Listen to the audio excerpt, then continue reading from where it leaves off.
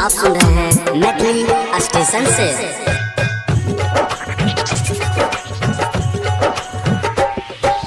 घाटे तोरा अइला बझिनिया कानी कानी करै छ पुकार। घाटे तोरा अइला बझिनिया कानी कानी करै छ पुकार। बेटा बिना सुन हे मैया दुनिया लागै छै अन्हार।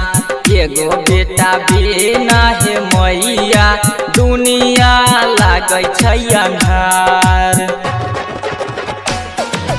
घाटे तोरा अइला बझिनिया रोई रोई करै छ पुकार। घाटे तोरा अइला बझिनिया रोई रोई करै छ पुकार। बेटा बिना सुन हे मैया दुनिया लागै छै अन्हार। बेटा बिना सुन हे मैया दुनिया लागै छै अन्हार।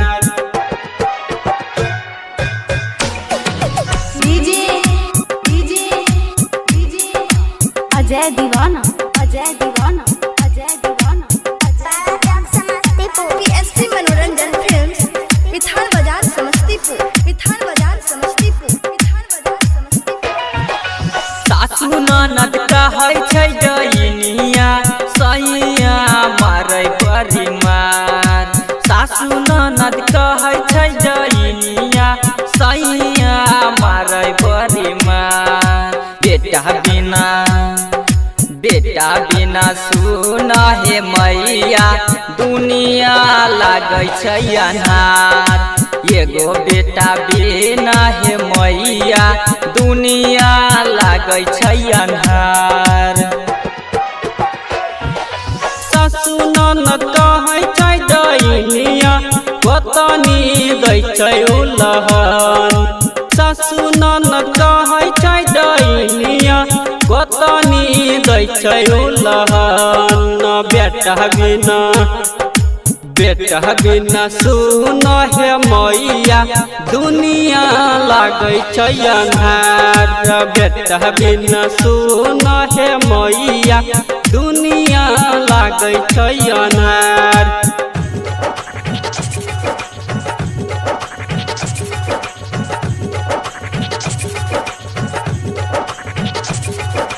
नाम क्या है?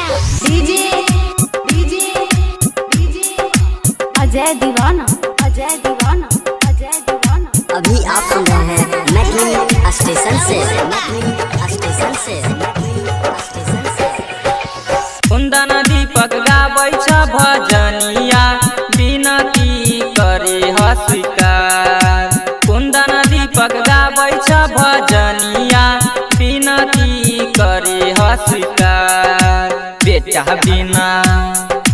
बेटा बिना सुन हे मैया दुनिया लागै छै अन्हार। एगो बेटा बिना हे मैया दुनिया लागै छै अन्हार। साले करै छियै पूजा खोल दह कोखिया हमार। साले करै छियै पूजा खोल दह कोखिया हमार। बेटा बिना सुन हे मैया दुनिया लागै छै अन्हार। बेटा बिना सुन हे मैया दुनिया लागै छै अन्हार। एगो बेटा बिना हे मैया दुनिया लागै छै अन्हार। बेटा बिना सुन हे मैया दुनिया लागै छै अन्हार। एगो बेटा बिना हे मैया दुनिया लागै छै अन्हार। PSP मनोरंजन फिल्म्स विठाल बाजार समस्तीपुर।